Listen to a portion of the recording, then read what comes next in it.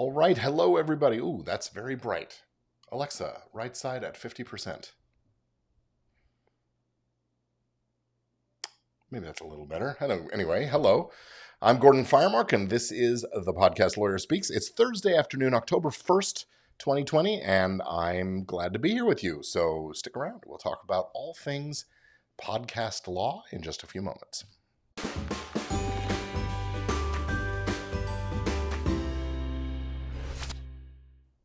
All right, I'm back. Hey, I am excited to be with you, and a couple of little announcements. First of all, I'm going to be speaking at Podcast Movement's virtual conference in just a couple of weeks here, and I'm excited about that. I'll be speaking about ADA accessibility and whether or not you as a podcaster have anything to do in order to make sure that your show is accessible to audiences with disabilities. In particular, the hearing impaired community has been um, suing podcast companies, mainly Gimlet Media at the moment, and that is about closed captioning for podcasts. Now, I have very mixed feelings about this. I think that it's important that we have accessibility in the marketplace for everybody to be able to listen. I'm a little troubled that the lawsuits, of course, that look, they're going after the deep pockets, the big companies that are in the podcasting space, and that's okay. And in fact, it's what I would do as a lawyer if I was representing them. It's a class action lawsuit actually being brought. What troubles me is that this is going to set the standard, set the reference, the best practice in the industry. Now, these bigger podcasting companies are look, they'll put up a fight, don't get me wrong, but they are actually equipped to do things like closed captioning of podcasts. The trouble is that if that becomes the standard that's expected of all podcasts, then all of those independent podcasters out there, I'm talking to you folks, may be in a position of having to comply with that same standard. And closed captioning ain't cheap and it ain't easy.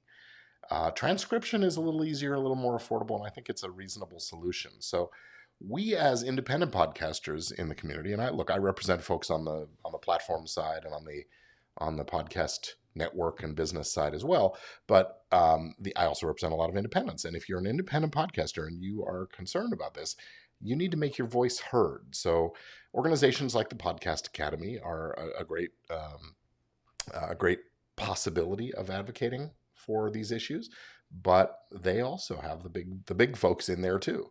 So I think that we are going to need to get together some smaller podcasters and aggregate them to perhaps get a little money together and get involved in this.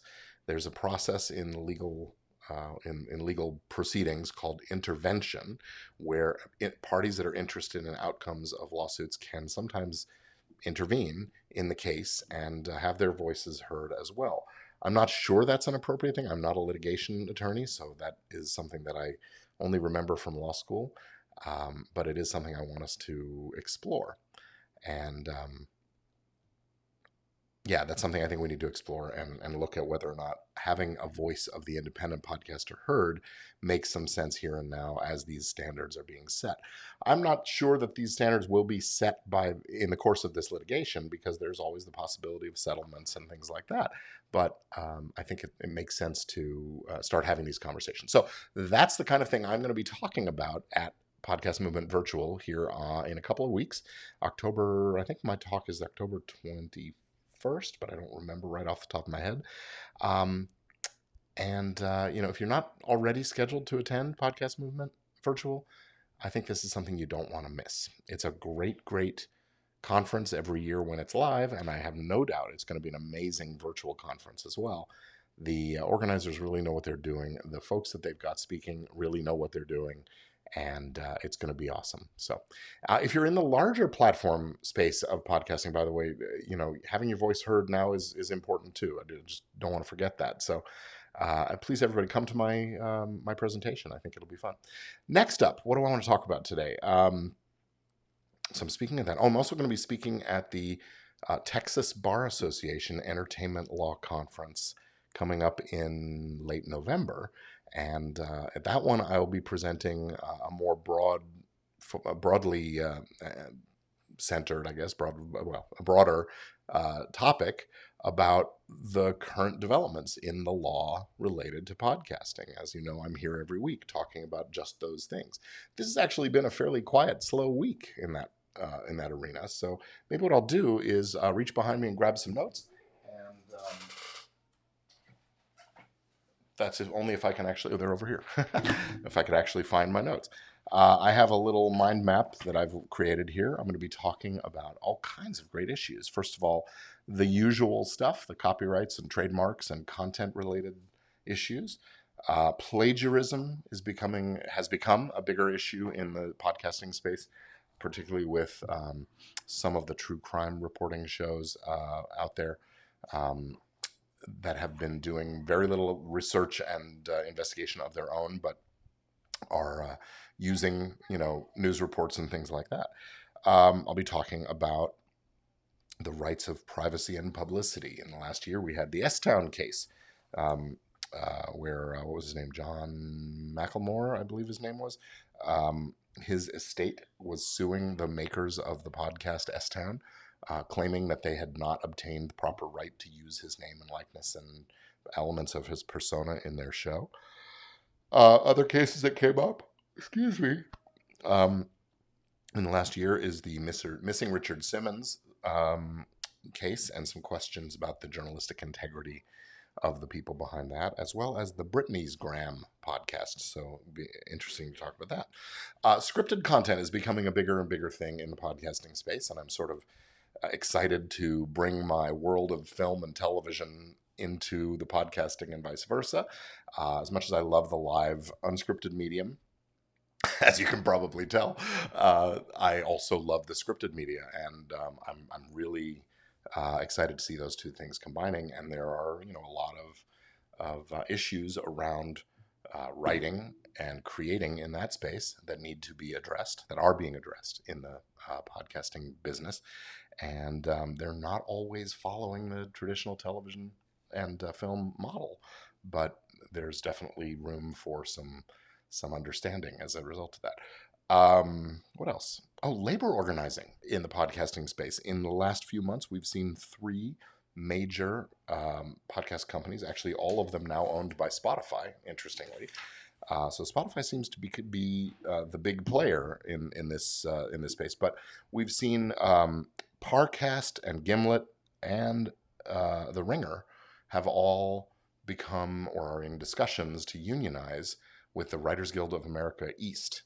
And that organization would then represent the writers, producers, editors of podcasts in that space. So, look, labor organization is an important component of the American way of doing business. We want to make sure that we are being fair to labor, and so companies do need to deal with the unions. It's just a fact of life. When a union comes along and enough employees in the employment of the company agree that they want to be represented for collective bargaining purposes, then the company either needs to recognize the union on its own accord or hold an election, and if enough people vote to be unionized, then got to deal with the union. The union's role is to bargain on behalf of the collective group of employees for things like safer work environments, cleaner, cleanliness and things like that. In the podcasting space, in the podcast business space, it's probably more about wages, benefits, health care, employee rights and things like that. Recently, we've heard that some folks over at Spotify, some of the employees at Spotify, have been rattling sabers and threatening to go on strike and all kinds of interesting stuff around the Joe Rogan podcast. They want to have the company censor, essentially, episodes of the Joe Rogan podcast for content related to, I don't know, insensitive remarks. Let's call it that. It's probably, there are stronger language to be used, but Mr. Rogan isn't known for his mincing of words. Let's put it that way. He says what's on his mind, and sometimes he uses terms and words that others may find offensive or out of touch with I don't know, modern decorum, if such a thing still even exists. I don't know if you watched it, but I sure watched the painful display that was the first presidential debate this week. And I'll say, it's decorum is something that I remember fondly. I haven't seen much of it lately. But, again, in the podcasting space, maybe we have an opportunity to do something different.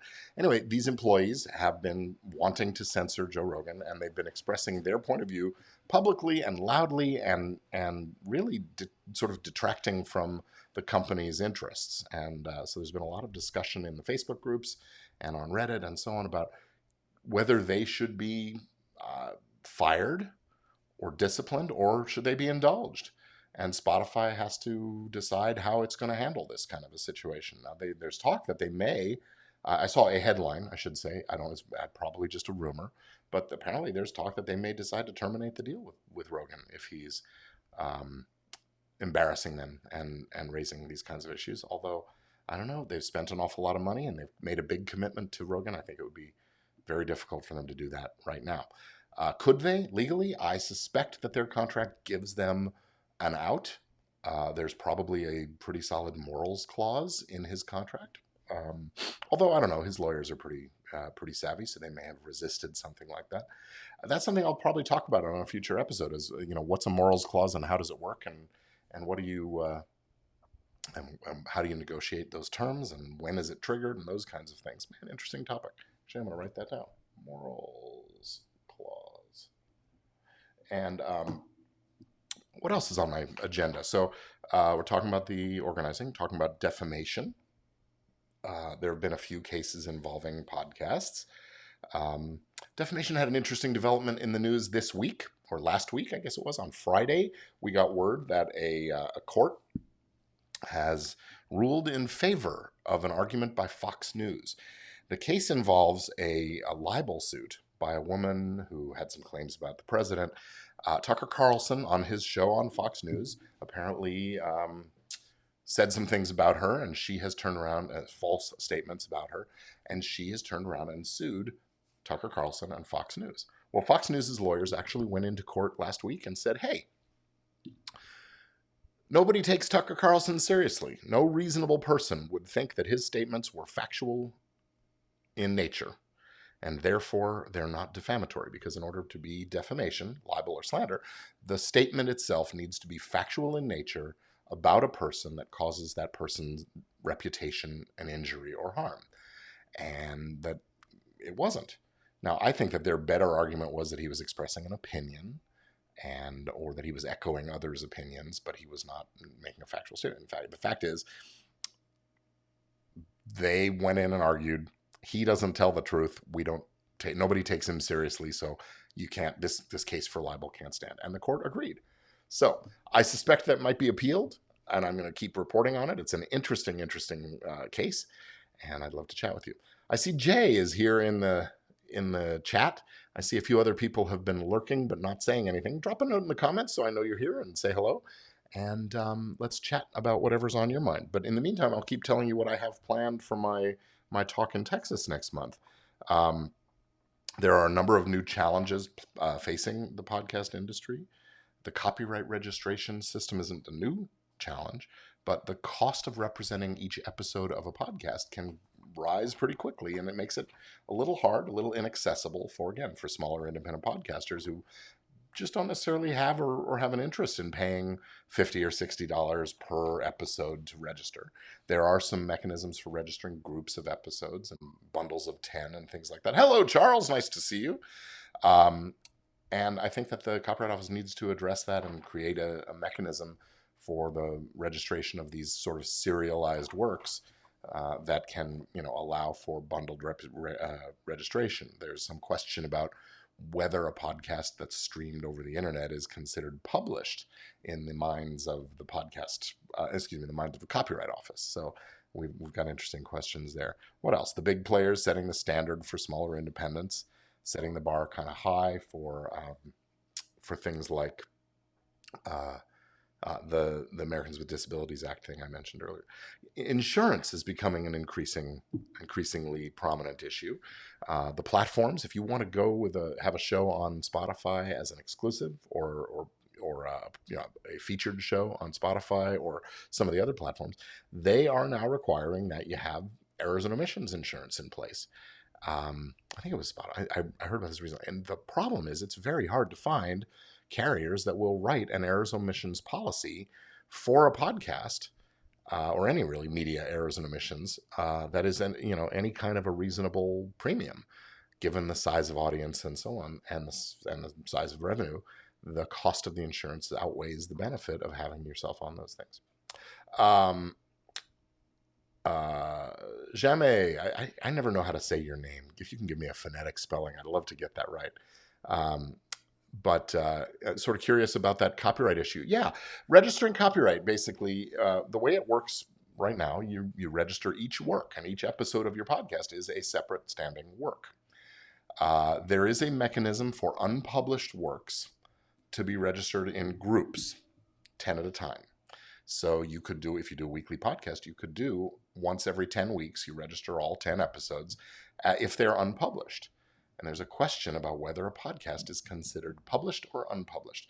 We all think of it as published, right? Because we're making it available. We want the public to listen. Jamu. Jameis? Nice. Okay. Thank you. Jameis Joachim. I'm going to guess that I got the last name correct. Okay, James, thank you for that. Anyway, so registering your copyrights is, the question becomes, is it published or unpublished? We all think it's published because we're putting it out there, we're making it available for the public to consume. But the way the definition the Copyright Office seems to use works is it has to be made available for sale to the public. So the fact that it's available as a download, the fact that it's available as a stream, may not make it a published work.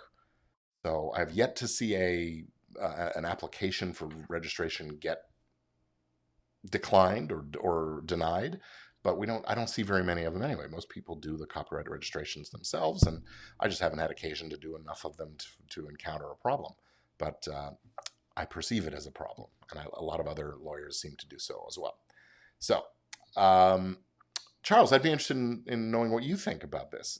Does an episode of a podcast satisfy the unpublished requirement in order to be registered as a group of works? The other thing that comes up with podcasts is whether or not the works are joint work or work for hire. If you have an LLC or a corporation or something like that, there's ownership questions. We'll get into that more another time. What else? Well, network deals, advertising deals, contests and sweepstakes. There's all kinds of legal restrictions and rules around contests and sweepstakes, so I'll be talking about that. And really, I'm going to highlight some of the battles between podcasters that I've seen over things like ownership of the show and who gets the children, the feed, and the need for this podcast prenup that I sometimes talk about. And then there's the big platform deals. What does that look like when you go to a Spotify with an exclusive? Right. I just heard today that Michelle Obama's show that's been exclusive on Spotify is now also available on other podcast platforms, because I think she wants more people to be able to listen and hear without having to use Spotify's app and tools to do it. What else? Gimlet had an issue with some of their hosts being a little surprised that they couldn't take their show title and do their own thing. They were employees of Gimlet when they created the show, and during making most of those episodes, suddenly they wanted to do some of their own stuff, branding and merchandising and things like that. And they were, I think, disingenuously, honestly, but I think they said they were surprised to learn that they didn't have the right to use that stuff. Charles says, if the podcast is monetized, would that satisfy the published for sale requirement? I don't know. I mean, if it's monetized with advertising inside the episode, it doesn't cost the consumer anything. Nobody's buying access to the content. They're buying access to the audience. That's a different thing. But as far as, I don't know. I don't think that makes it a published work any more than I'm trying to think of another example. I mean, if you've got a magazine that you give away for free, is it published? I don't know. Periodicals raise other issues. Unfortunately, podcasts are periodicals, but they're not they're not eligible for treatment as periodicals under the copyright registration system. So this is why I say there's something needs to be done. We just need to talk to the Register of Copyrights and find a way. What else? There are lawsuits going right now against some of the bigger players over the accessibility. I mentioned that earlier. And that's sort of my mind map, my cloud of ideas and topics to talk about.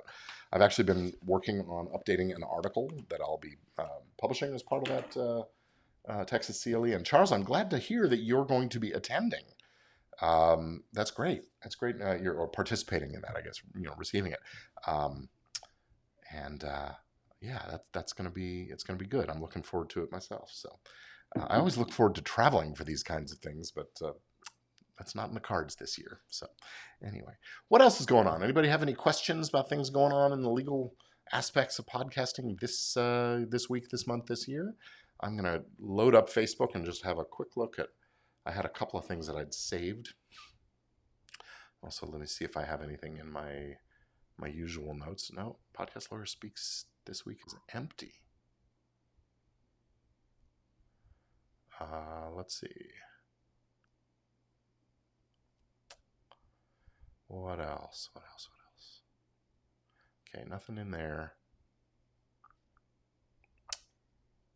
Well, I'm not able to find my notes in there. And I've been talking pretty constantly. So let's see. Jay says, the whole published copyright thing seems really atypical. I don't pay to consume any of the national shows I've listened to. Been a podcast listener for 15 plus years. So the question is it a possible layer of CYA? I'm not sure I understand the question, Jay. The issue is that if you own a copyright and somebody infringes it and you want to sue, you have to have registered the copyright. Now, you can do that the day before you file it. Well, you have to wait for the paperwork to come in, so it takes a few months, but you can do that right before you file your copyright lawsuit. The issue is that if you register your copyright within 3 months after first publication,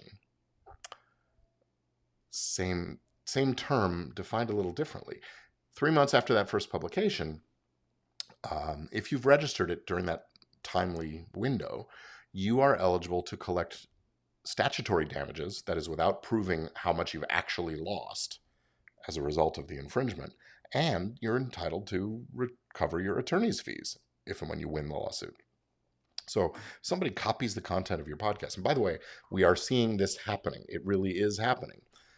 People are taking the entire feed and reposting it on Anchor or on one of the other monetizing platforms and claiming it as their own. And there's some question about, that's copyright infringement.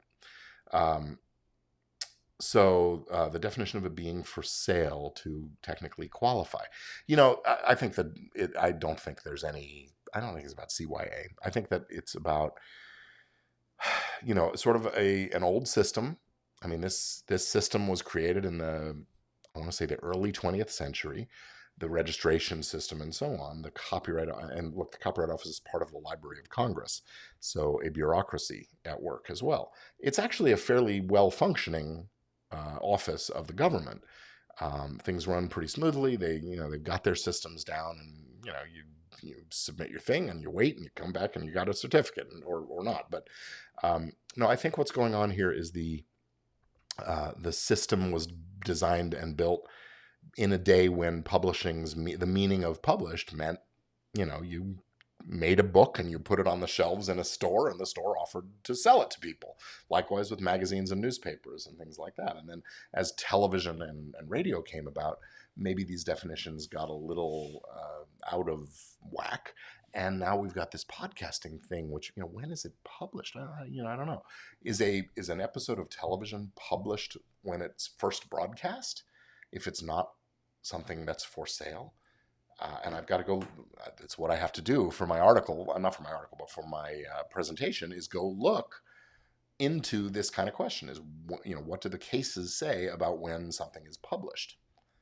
Both for purposes of registration and also for purposes of statutory damages and attorney's fees, as I was just saying. So that's the research. Charles, you want to dump on that for me? Charles, by the way, for those who are listening and wondering why I'm speaking so casually with Charles is an attorney who is on the team for my podcast, Entertainment Law Update. He's one of the contributors to the show and a valuable member of our team. So, Charles, thanks for that. Jay, it makes sense. Okay, well, I'm glad I could persuade you that it makes sense. I don't know that I can persuade everybody who needs to be persuaded, but thanks. Anybody else got anything to say? Let me see what's going on in the room here. We got 7 people still sitting here watching, but I'm only talking to 1 or 2 of you. So if you have something you'd like to say, please do jump in. Okay, well, you know what? We'll refine the brief on that assignment a little later, Charles. Charles just said, yeah, he's going to research that. I love it. I love it. I love it. That's great. And I guess I'll have to give you a shout out during the presentation. Tamara has helped also. Tamara Bennett is my co-host on Entertainment Law Update. She's helped out also with the music part of the article. We presented this talk basically together back in 2016, and so we co-wrote the article, and she is now updating the music aspect of things. Not that much has changed in that space, but we've got a few new cases interpreting things, that kind of stuff. So yeah, I'm excited and pleased that this is coming together. What else is going on? What else is going on? It's the first day of October of 2014. 2014. What am I saying? 2020. It's the first day of October of 2020. Quarter 4 of 2020 begins today. I don't know about you, but I had a pretty satisfactory, pleasing quarter 3, both business-wise and personally. And quarter 4, I expect to be no different, although we have the impending train wreck on November 3rd. Who knows what's going to happen? It should be interesting to watch. Just wish I could watch it more as more of an outsider than someone who's going to be directly affected by it. But it is what it is. I'm not going to go any more political than that. What else? Yeah, Q4. I've got. Oh, I know. Last week I launched. Excuse me. For the first time, I launched Easy Legal for Podcasters. That's my online do-it-yourself training. I have a 4-part framework for how to get your business set up so it's legit and you can go pro and start making money as a podcaster. It's called Easy Legal for Podcasters. We closed the doors on Monday night so that we can serve the members who just joined, but we're going to reopen that again really soon, and we have a wait list. So if you're interested in knowing a little more about that, it's Easy Legal for Podcasters. I'm going to put it up on the screen, and you can go over there and jump on the wait list. So I was actually just writing an email newsletter that goes out tomorrow, and there it is. Oops, that's really small. Let me make it bigger. And centered. There we go. So easylegalforpodcasters.com. Jump on the wait list, and you'll hear more about it. Please also do join the group that I have. I've set up this. I'm really having a good time with this group. It's called legitpodcastpro.com. And Legit Podcast Pro is the name of the group here on Facebook. I don't know if you're seeing me making these changes in real time or not. There it is. Legit Podcast Pro is the name of the Facebook group. Come on over and join that. I've got some training in there. We're talking about this stuff a little more every day. And it is sort of the home, for what I'm doing on Facebook. More often than just on Thursdays. But that's going to be it, I think, for today. If I don't have any other comments, I'm going to sign off here. It's 4:30 Pacific time. So somehow I managed to fill 30 minutes just talking. I didn't have any new cases or new news items to talk about, but we managed to do it. So thank you for watching. Thank you for being a part of my audience.